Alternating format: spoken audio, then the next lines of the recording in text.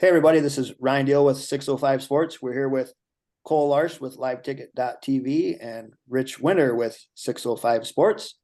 We're going to talk a little Class AA, Class A, and Class B girls basketball. The state tournaments are this weekend in Rapid City and Brookings and Sioux Falls. So we will have coverage for those tournaments throughout the week and everything. So make sure to follow 605 Sports and any other social media outlets we may have, and we'll kind of be your home for the state girls basketball tournaments. We're going to talk some kind of preview type stuff here to kind of kick off the week. Before we kind of break down the classes, I guess Cole, whenever you kind of look at girls basketball in general this year, we were talking before we jumped on, just a lot of parity. I know you've been out and about, a lot of games down in that Vermilion area, but when you look at girls basketball in general, what really stood out to you this year? Yeah, I think one of the biggest things that I saw, around the area, like you said, down in the Vermilion area, following Vermilion all the time, is there's a lot of good basketball, not only just in this area, but across the state of South Dakota too. It seems like every game we went to, you might have a couple games where it's, more than 20 points, but I don't know if it was just the fact that I'm down in the DAC-12 in Region 4A, but it just seemed like a lot of the times I was always entertained with good basketball and a lot of athletes out there on the floor. Like we start going through teams, like you say, okay, you're a basketball player, but you're also in two other sports as well. And it's just, I, I'll say it once, I'll keep saying it again. A lot of good basketball I got to watch this year. And I think it was that way. It was that way all across the state as well. Yep, absolutely. Rich, I know you got a pretty good pulse on a lot of teams throughout the state, especially a lot of you keep an eye on a lot of the West River teams. What was kind of your general viewpoint of girls basketball this year? For me, Ryan and Cole, I see so much talent out there. When I was a kid, it felt like very few players got a chance to play in college basketball. And now it feels like South Dakota is a pipeline of talent that's going to these big places. Like Ashlyn Copel from Wagner over the weekend was in Iowa. Got a picture with Holly Rowe, the ESPN sportscaster. Rhiann Berry's going to Chadron State. Ashlyn Carlo down in Red Cloud is a terrific player. Nora Dinger from Wall is going to Dakota Wesleyan. I mean, we got a talented state of basketball, and we got guards, forwards, good post players. That's what I'm excited to see over the next few days, see all this talent kind of unfold, new players step into those hero-like roles over the next 3 days. Yeah, absolutely. And I was kind of piggyback off both of you guys. I just think this year was fun. Not necessarily just about the girls. I just think in general, we can talk about the boys next week, but I've been saying it all year. I think all 6 classes this year were fun. I know we got some teams at the top in some of these classes, and we'll break that down. But I just think the state tournaments will be a lot of fun. That's been my buzzword throughout the season. I just think we're going to see a lot of fun games starting this weekend with the girls tournaments, and it's going to carry over into the boys. So certainly fun for us to be involved and highlight these kids, and it'll be fun for everybody as we get rolling here in the postseason, because this is the best time of the year for everybody. So, all right, we could kind of break down the 3 classes playing this week: AA girls and A girls and B girls. Start at the top with AA. I guess if you guys had to maybe pick a first round matchup, you guys are kind of keeping an eye on. I guess Cole, I'll start with you. AA girls, who's maybe that first round matchup you're kind of keeping an eye on? Yeah, I think the biggest matchup I'm looking at right now is Pierre and Sioux Falls Jefferson. Like you said, it was close the first time they played. I think Pierre squeaks it out this time. Just kind of looking at the losses, Sioux Falls Jefferson just had some interesting losses throughout the year, and Pierre had some really tough losses as well. Obviously the 4-5 matchup, you never know which way it's going to go. That's the beauty of it. But I think that's probably the biggest matchup I'm looking at right now in Class AA is that game. Unfortunately for the winner of that game, they've got to take on O'Gorman, assuming they get past Rapid City Stevens. And O'Gorman seems to be a powerhouse this year in the tournament. Yeah. Rich, I know there was one you were kind of talking about earlier who you kind of got an eye on there in AA. Yeah, I won't bleed West River all the way throughout this meeting tonight, but I'm looking forward to Brandon Valley and Spearfish.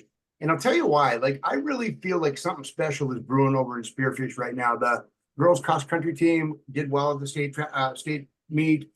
This Spearfish team is going to get a lot of support. Ryan, you saw the videos that in their SODAC 16 game, there were people packed to the rafters in that place.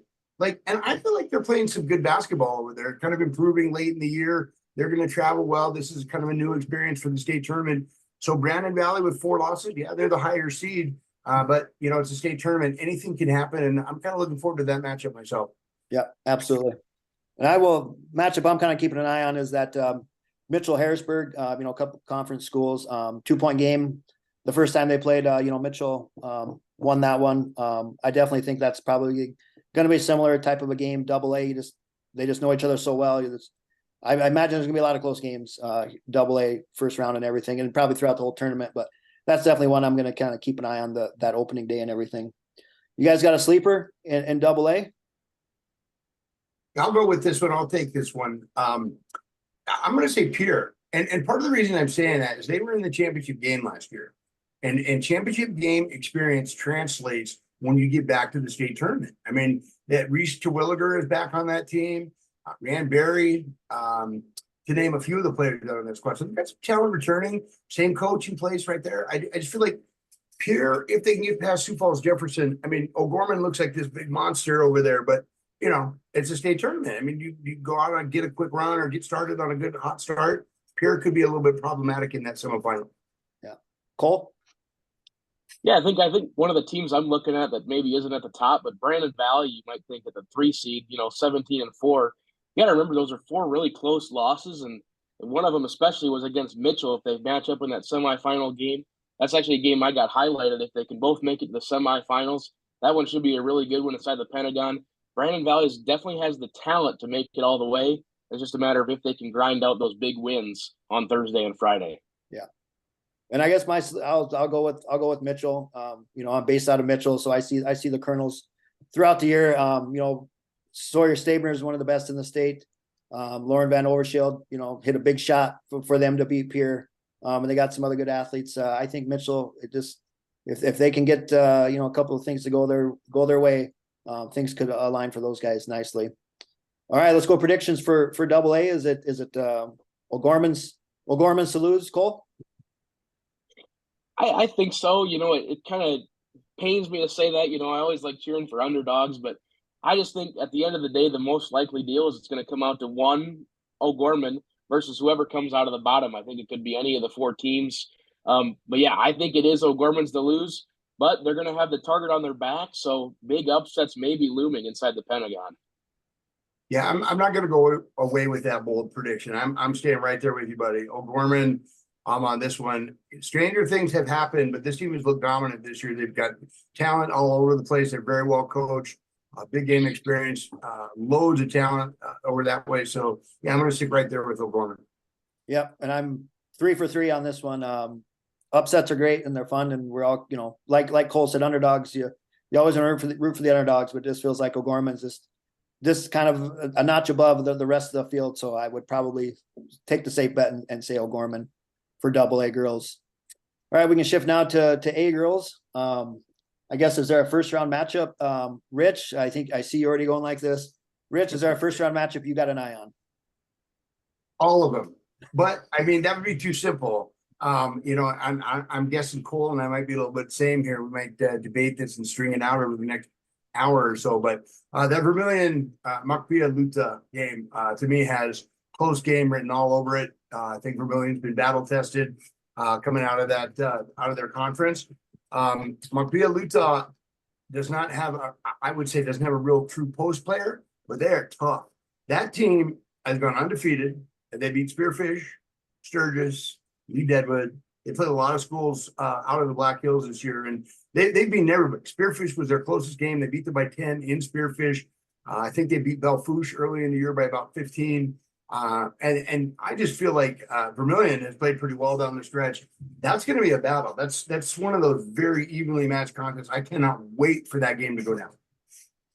Cole, thoughts? Yeah, I think a couple of those games, I'm really looking at that Vermilion game thinking, that's the team I followed all year. And it's 2 teams with really contrasting styles. Makpia Luta, they just go fast or maybe play a little small ball. But Vermilion's seen that all year. They've been able to slow it down. They got a little size underneath. And it's really hard to guard anybody on Vermilion because at any point, any of them could go for 20-plus points in a game. But that's not really the game that I'm looking at. I'm looking at that bottom game between Flandreau and T area. That's honestly, there's a really good chance that whoever wins that game can go on and win it all, because that's going to be a really close one. You know, you look at Flandreau, hasn't lost all year. They've got probably the size advantage, but T area playing all the double A schools that they have all year, plus the DAC-12 and Region 4A schedule, that nightcap should be a really good one. Yeah. And you guys kind of both took some ones I was keeping an eye on. So I'll kind of mix it up a little bit, and I'll say that first game, you know, the 1-8, we'll see how Sisseton and Mount Vernon Plank ends up. Sisseton's got some size. And then obviously with Mount Vernon Plank, Emily Fox is as good as it gets in our state as far as scoring guards. So kind of a little different contrast and styles there and everything. So I'll kind of change it up a little bit and say that we'll see how that one plays out. Sleeper, I guess, is there a sleeper, Rich, that you maybe kind of keeping an eye on there, and A girls? Well, I mean, seriously, Mount Vernon Plankinton, the way they've been playing and who they've beaten in the playoff run to get to the state tournament. I mean, you know, we've got some good 1-8 versus matchups thinking about next week in the boys Class B, White River versus Viborg Hurley, and Sisseton's talented. Make no mistake about it. They're big. They've got great guard play. But Emily Fox and that Russ girl over there is also very tough. I just like the way Mount Vernon Plankinton's playing right now. And if they can get past that first round game, they can get past anybody. Yeah. Cole, who you got? Yeah, I mean, he just took the words right out of my mouth. I mean, I got to cheer for the hometown, right? I got to pick them as my sleeper. I mean, and you could even expand it too as anybody that comes out of that top side of the bracket, they're going to have a pretty good time, because that bottom side, there's so many good teams that are going to battle each other out. They've battled each other throughout the year. I just think whoever comes out of the top side is going to get really tired and wore out team that comes out of the bottom side of the bracket. But got to root for the hometown Titans. Absolutely. And I'll stick with that region. Hanson, close to that Mitchell area. So I see Hanson throughout the year. You know, Jim Bridge recently this year obviously became the all-time winningest girls basketball coach in the state of South Dakota. So goes without saying he knows how to win. And they made it to the state tournament, you know, first time in Class A. So kind of one of those teams, you know, down the stretch has been playing well. They must have kind of found the right groove here, you know, so to say. Obviously a tough one right out of the gates with Sioux Falls Christian, but I'll say if I had to pick a sleeper there, I'd go with Hanson. All righty, who you guys got winning at Rich in Class A girls? Oh, heavens to Betsy. I'm going to pass and send it over to Cole on this one, see what he thinks, and then we'll come back. Okay, Cole. Go ahead, Cole. Yeah, I think, you know, I've kind of held this in the back of my mind all year, you know, just to see how the season played out. But I honestly think Flandreau's probably got the best chance. I mean, you look at the games they've played, and, you know, they kept them close. And I talked to Charlie all the time. He covered Centerville. And when Flandreau and Centerville played, it's like, yeah, the talent is like right there. But Flandreau's size just made it impossible for Centerville to even try to keep it close. I just think you're going to see probably size versus size, if I had to guess, in the championship with Flandreau and Sisseton. I just think Flandreau uses their size a little bit better. I think Flandreau goes all the way. I'm going to go with Buckpialuta on this one. And I don't know if that sounds like a homer pick since I grew up over by Martin, but people don't know a lot about Ashlyn Carlo from the eastern part of the state. She won the 300-meter hurdles at the state track meet last year. She got a lot of Division one looks for track, but she averages like 17 points, 8 rebounds, and 6 assists. She's got Division I talent. Matt Rama has been there before. This is like the 3rd or 4th year in a row that Buckpialuta has been there. I like this team coming through L&I. I like the schedule that they played. I like the brand of basketball that they played. They seem hungry. And that's where I'm going to put my aces in the hole for that one. And I'll end with my pick. I'll go with T area. I've been kind of keeping an eye on them all year.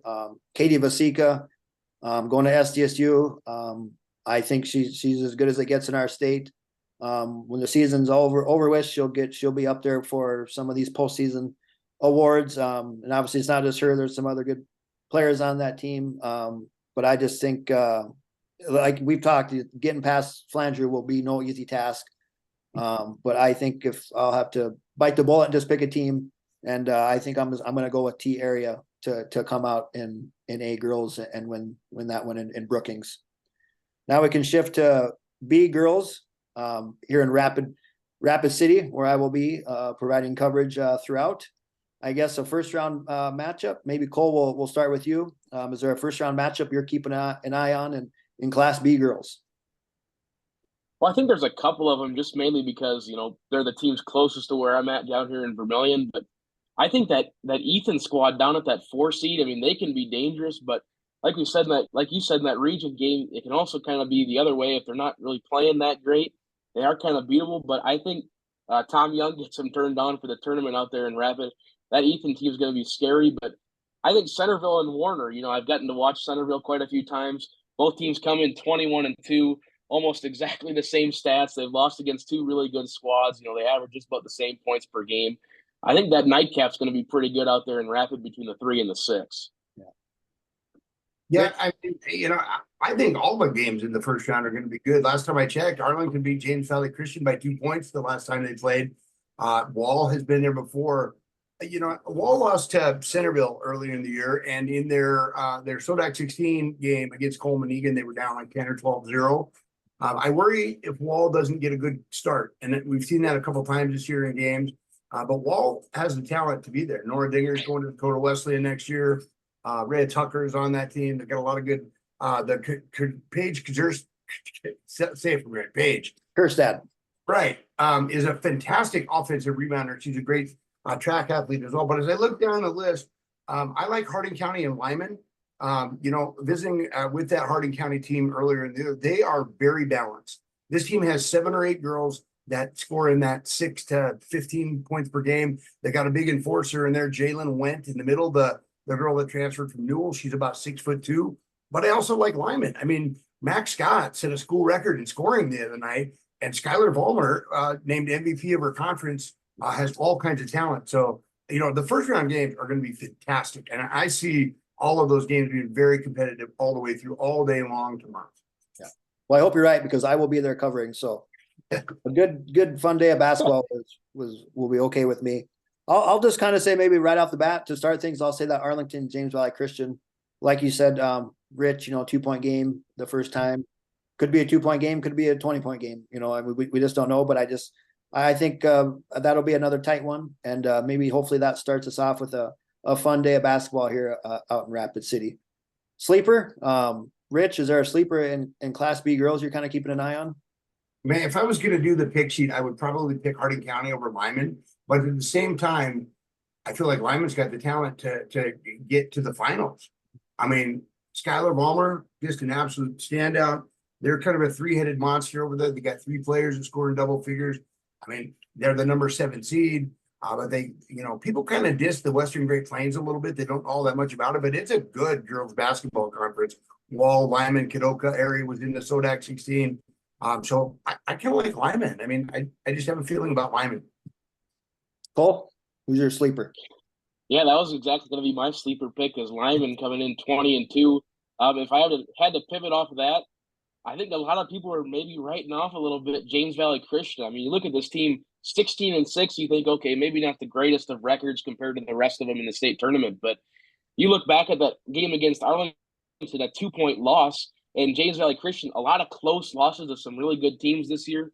They're pretty balanced scoring overall. The stats line up pretty good to Arlington. That one's going to be a pretty close game in the first round. If they can get past Arlington, watch out for them.